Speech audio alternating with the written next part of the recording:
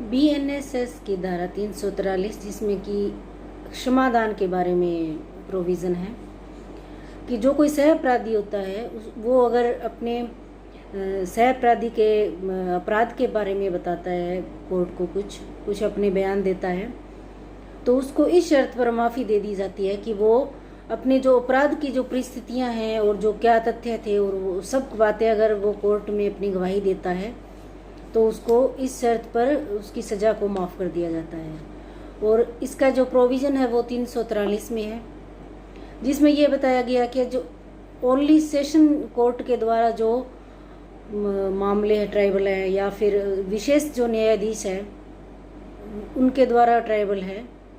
वो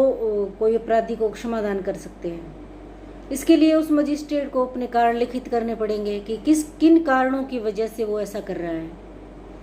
और उसके बाद में उसकी अपराधी की स्वीकृति भी लिखनी होगी कि वो इस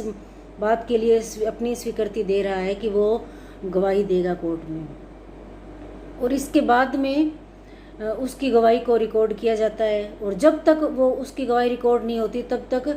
वो उसको जमानत पर अगर नहीं छोड़ा गया तो वो अभिरक्षा में रखा जाएगा, चाहे वो पुलिस कस्टडी में हो या फिर जेसी में हो,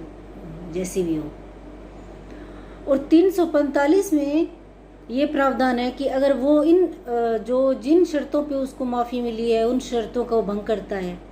तो उसको उसी अपराध के लिए जिसके लिए उसने गवाही दी है उसको सज़ा मिल सकती है, या फिर कोई अदर जो ऑफेंस उसने किया है उसके लिए भी मिल सकती है, और जो उसने फॉल्स एविडेंस दिया है उसके लिए भी उसको सज़ा मिल सकती है। और इस बात के लिए जो पब्लिक प्रोसिक्यूटर होता है वो कोर्ट में आवेदन करेगा कि इस अपराधी ने अपनी जो क्षमादान की शर्तें हैं उनका पालन नहीं किया है और इसके चलते उस पर कार्रवाई की जाए, तो कोर्ट उस पर कार्रवाई करेगा। लेकिन जो पहले उसके सह अपराधी रहे हैं उसके साथ, उनके साथ उसका ट्रायल नहीं होगा, उसका ट्रायल अलग चलेगा और उसको सुनवाई का मौका भी दिया जाएगा, और फिर जो कोर्ट को सही लगता है उसके अकॉर्डिंग उसको सजा दी जाएगी। धन्यवाद।